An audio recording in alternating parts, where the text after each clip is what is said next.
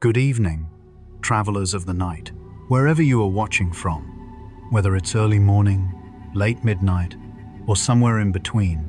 Welcome back to Bedtime Universe, the place where stories drift like stardust, voices fall like soft rain, and the cosmos opens its quiet pages just for you. Before we begin, tell us in the comments, what time is it where you are?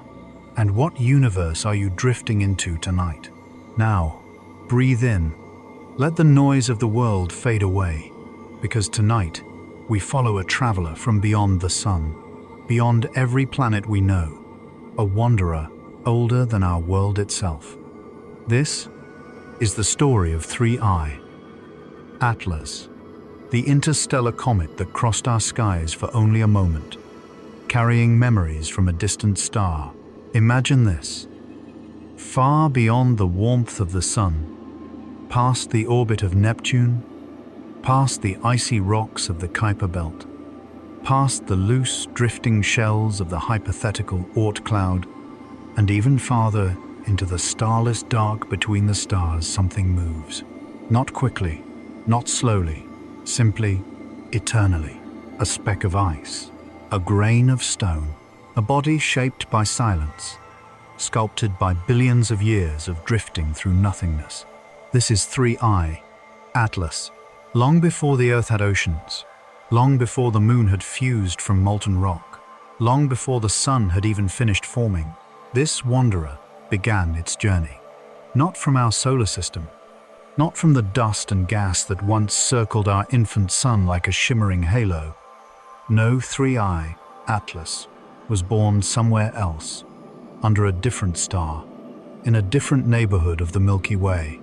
The star of its birth may be gone now, burned out or scattered by time, but the comet continues onward, carrying whatever secrets remained. For countless ages, the comet drifted. It knew no home. It belonged to no system. It crossed the gulf between suns, the most empty, the most silent, the most isolating space known to existence.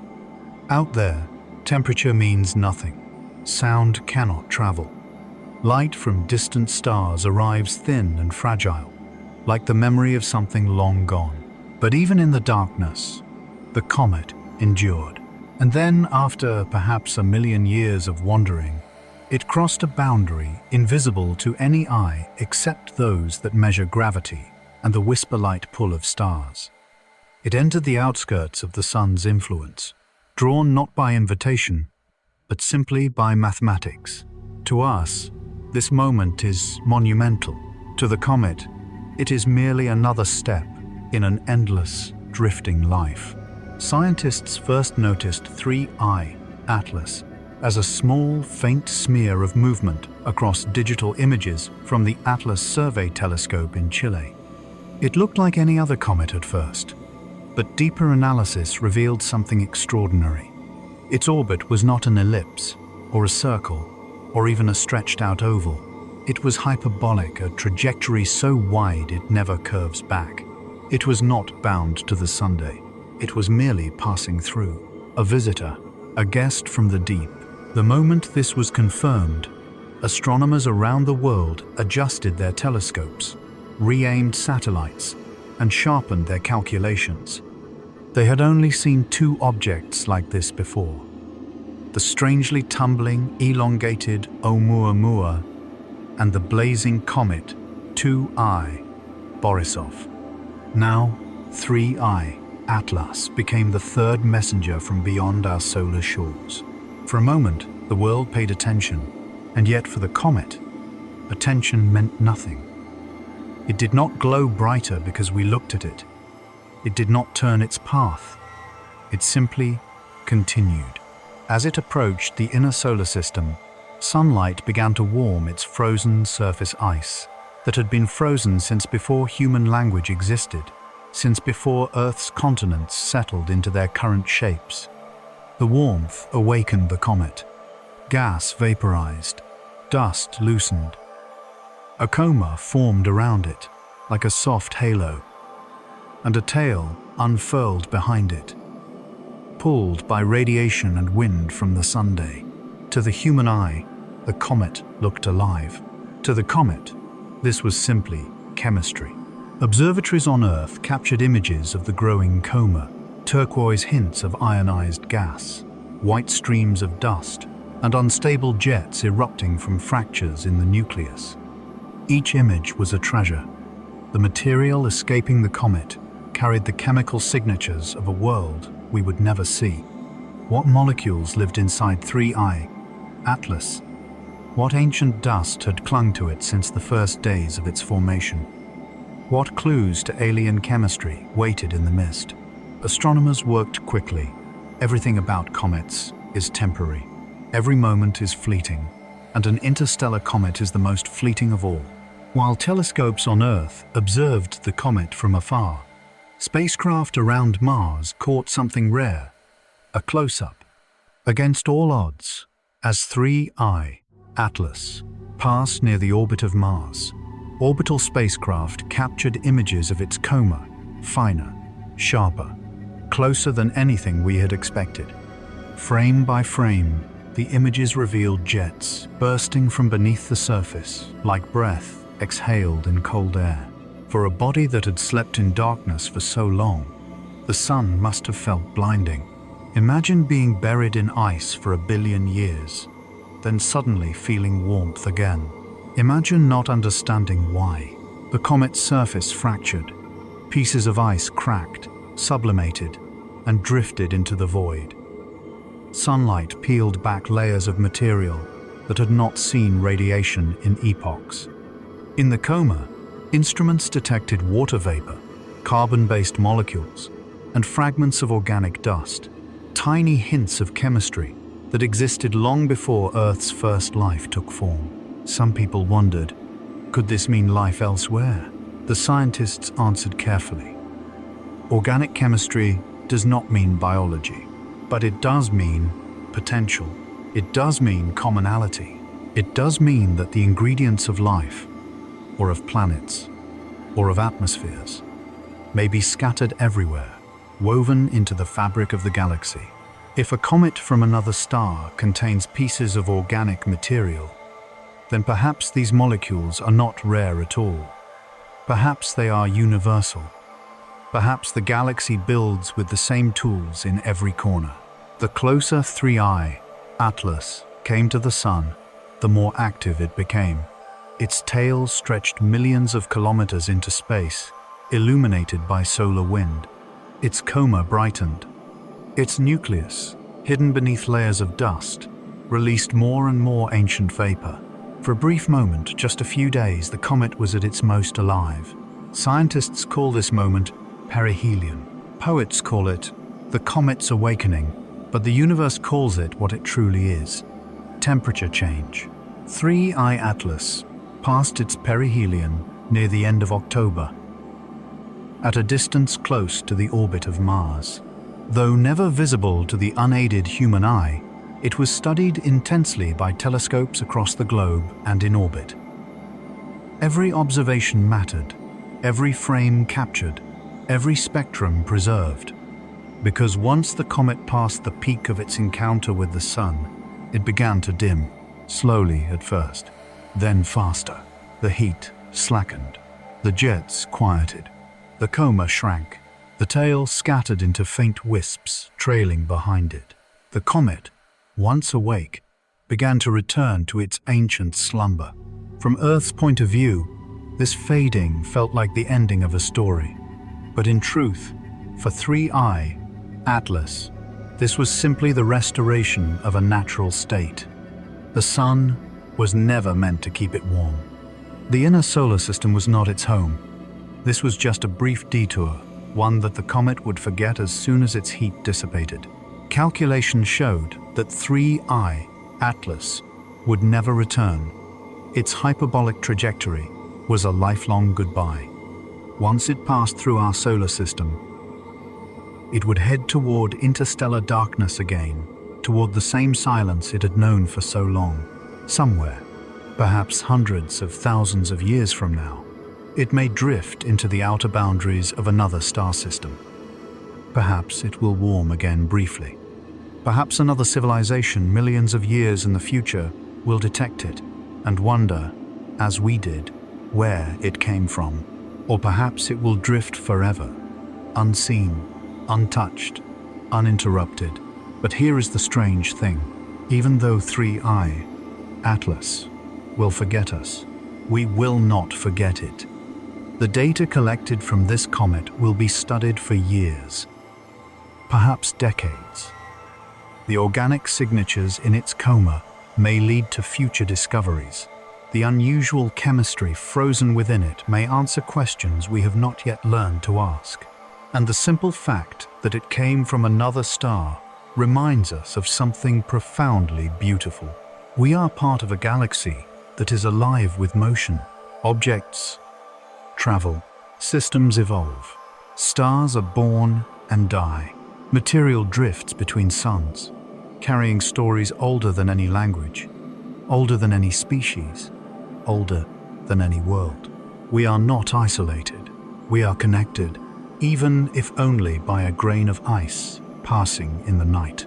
So tonight, as you let your eyelids grow heavy, imagine 3I, Atlas, drifting in darkness again. Its briefly warmed surface freezes once more. Its tail collapses. Its coma fades. It becomes what it was before, a solitary traveler, wrapped in silence, moving endlessly between stars. Imagine the vastness around it, the cold, blue-black ocean of space, dotted with distant suns that flicker like lanterns set too far apart. Imagine the peace of that journey, the stillness, the quiet, so deep it becomes a kind of music. And remember this, for one brief moment, in the endless timeline of the cosmos, our little world, orbiting an average star, looked up and saw a traveler from beyond the sundials, a visitor from the wider galaxy, a whisper from a place we have not yet reached. And though it has already faded into the dark, the story it left behind glows still, not in the sky, but in us. Hello, Bedtime Universe family. Wherever you are watching from and whatever time it is for you, tuck in, make a soft cup of something warm if you want, and drop where you are and the local time in the comments below. Tonight we drift together toward a small, bright visitor from beyond our system, a visitor that learned to change in ways the books did not fully expect. This is the story of 3I Atlas, and the night the sky rearranged itself around a secret. They called it a comet when it first came into view, a faint, humming speck that cut across telescopes and notices with the indifferent authority of a thing that must simply be catalogued. It arrived on trajectories and coordinate tables and polite conference calls. It passed through the columns of physics textbooks more like an elegant footnote than a revolution. It was, at first, an object that fit the vocabulary of our science, a hyperbolic wanderer, traveling from the dark between stars bearing ice and dust, and the slow mechanical inevitability of gravity. There is a calm arrogance to that expectation, as if the universe were a library and every new item would submit, quietly, to a shelf. But the night after perihelion, the library shifted a little on its axis, and a book opened to a page that no one had quite seen before. Perihelion came and went, like a breath drawn near a warm light. The comet plunged closest to our star, then slipped into the sunward glare that hides more than it shows. For several days, Earth-bound eyes could not hold it. Instruments that watched the sky from our planet left gaps where the comet might have been. Calendar boxes marked with an absence. In that absence, the comet did something private. On the 5th of November, the first cautious observations after the hidden interval hinted that it had not returned unchanged. The light that left it carried a new cadence. Where previously a single soft fan of dust and a faint linear tail of ions might have been enough to describe it, now there were irregularities, patterns of brightness that suggested a life of their own. There were tentative notes played behind a curtain, barely audible and therefore irresistible. Then on the 10th, a clear photograph arrived from the Virtual Telescope project, a frame of the comet that would reroute a dozen conversations. The image showed a tail that was not one tail, but a chorus of ribbons twisting in the solar wind. Several bright filaments traced curves like the faint outlines of calligraphy, and between them lay a fragile lattice of fainter strands. The ion tail had become structured, as if the comet had found a way to write with the invisible hand of the solar wind. To look at that picture and still insist on simplicity would be to have missed the point. The tail no longer lay flat against expectation. It curved and folded and contained variations in brightness and density that argued for a three-dimensional choreography far beyond simple emission. The ribbons suggested pulsed releases of gas, a sudden change in outgassing, or perhaps an interaction with an unseen velocity shear in the solar wind. The discovery forced a question. What had changed while the comet was hidden in the sun's glare? Comets are artists of perspective. Their dust-tail trails in a gentle arc determined by the interplay of inertia and radiation pressure. Their ion tail, by contrast, is a compass, always pointing away from the sun, blown out by charged particles and magnetic fields. So when an ion tail appears unexpectedly structured, what we are seeing may be a map of forces rather than of the comet itself. Yet, the thing that arrived on our images suggested agency that refused to be explained away by vantage alone. Scientists began to reconstruct the geometry of the encounter, folding time and position into three-dimensional thought. A small change of angle between comet's sun and Earth can mean the difference between a tail pointing edge-on and an almost side-on display. For days, the comet might have kept its iron plume pointing directly away from Earth, hiding behind the bright coma and nucleus like a secret held against the sun. A slight pivot as it moved outward could suddenly reveal the full complexity of the tail, like a dancer turning to show a previously hidden flourish. That is part of the truth. But it is not the whole story. The brightness did not simply change. The rate of change and the pattern of motion contained whispers of non-gravitational acceleration. That is to say, forces other than gravity nudged the comet in ways that obeyed no simple formula. Spectra returned with lines that made spectroscopists sit up, lines that suggested ions in unusual abundances and molecules arranged in ratios that did not match a typical local comet. There were hints of heavier elements and of electrons switching dance partners in ways that promised stories about the material itself, about the origin of those ices. Some in the observatories spoke carefully of fragmentation of a payload, of deeper layers exposed by a near miss with intense solar heating. Others offered more speculative accounts of internal structure. A stratified nucleus containing layers of volatile compounds that sublimate at different thresholds, like wood, resin, and frost, giving the comet an episodic breath as it warmed. The ion ribbons might be the signatures of jets turning on and off like the breath of a living being. Those rational models fit some data, but not all.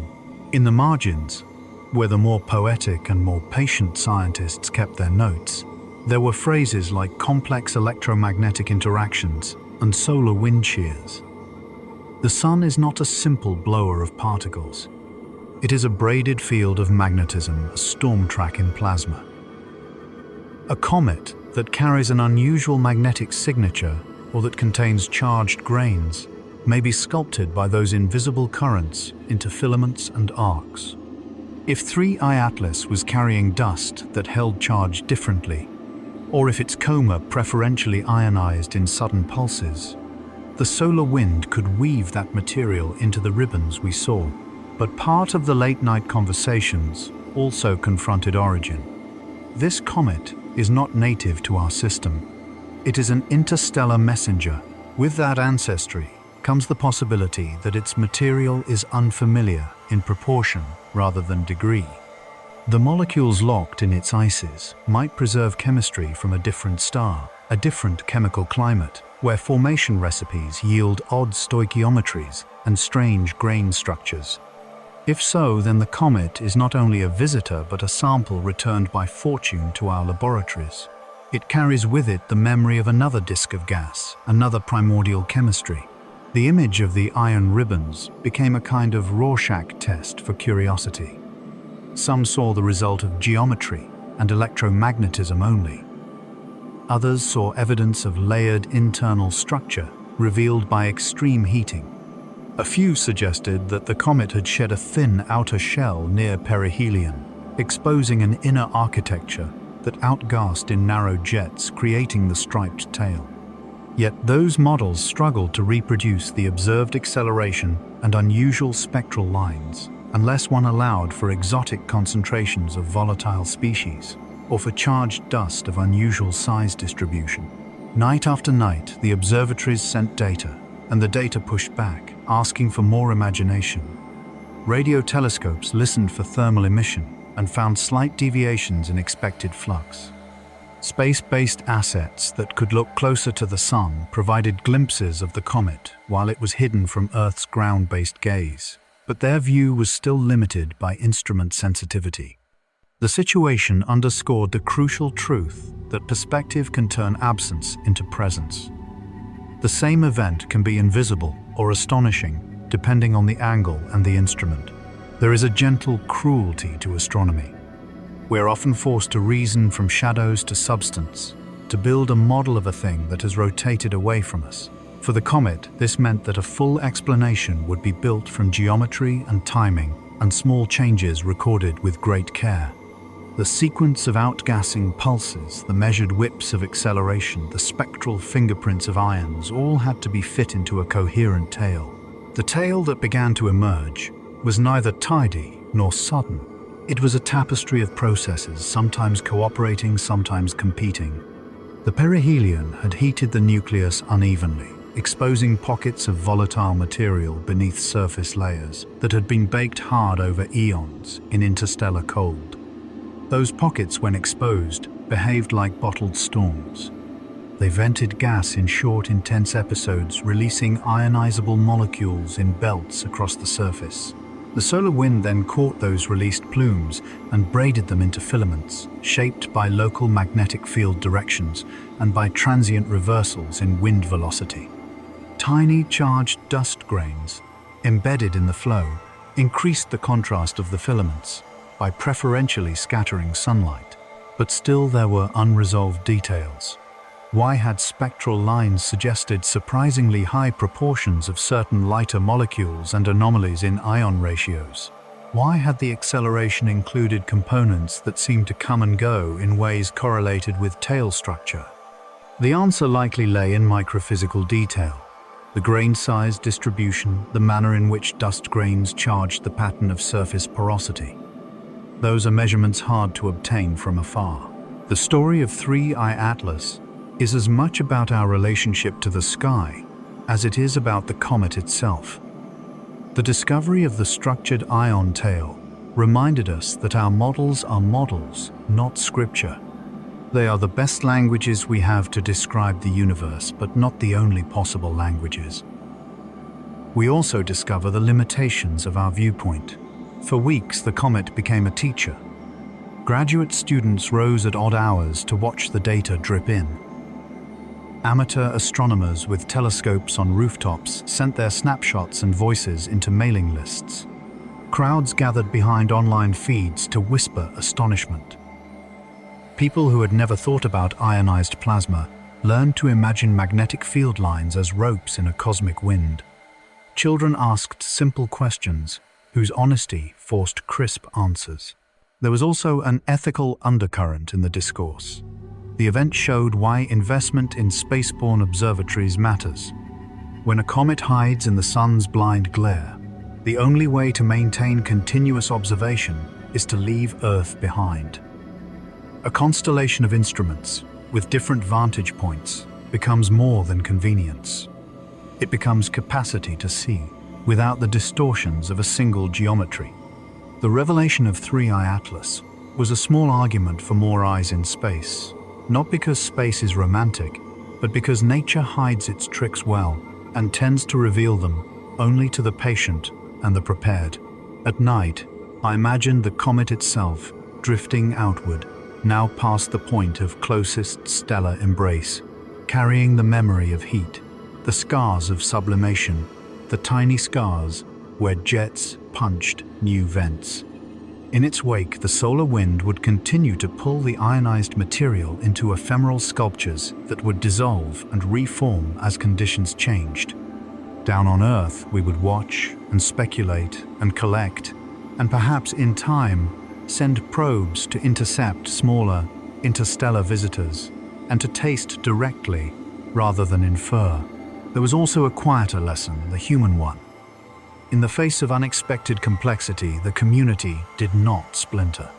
Scientists argued and disagreed and published and revised like clockwork, but the argument itself was a gesture of curiosity rather than of terminal certitude.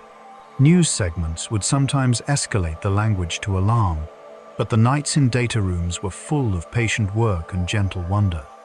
For those who had chosen astronomy because the sky speaks to the imagination, this comet was a poem written in light and charged particles. And so the comet continued to recede toward the dark between stars. Its revelations would persist only in the data recorded in archives, images, and spectra, and in the subtle way that models bent and stitched to accommodate it. Future comets would be compared to it, and would be read against the new vocabulary it had forced into use. Perhaps in years to come, someone writing a textbook would place a footnote in a chapter on comets mentioning the night when an iron tail unrolled its ribbons and taught us to look again at what we thought we knew. In the end, perhaps our most honest description of that night is simple. When the angle changed, we were ready enough to be amazed, to learn, to measure, and to imagine. And in doing so, we widened the small circle of things humanity knows how to name. So close your eyes and imagine the comet as it drifts quiet and bright across emptiness. Imagine the sun's breath shaping delicate ribbons that shimmer and then fade. Imagine the patient work of people on Earth who translate those ribbons into sentences of explanation. Imagine our hunger to know, not as a hunger to own, but as a desire to listen. If you like this story and want more, I can continue the tale, extending into a serialized sequence, exploring the comet's microphysics, a fictional mission to sample it, and the philosophical weight it carries for people who learn that. Visitors from other stars are more complex than we imagined. Tonight, we leave the comet on its slow, outward arc, and with the knowledge that the sky still keeps surprises, and that surprises are a kind of kindness to curiosity. Good night. Stay curious and gentle with the dark.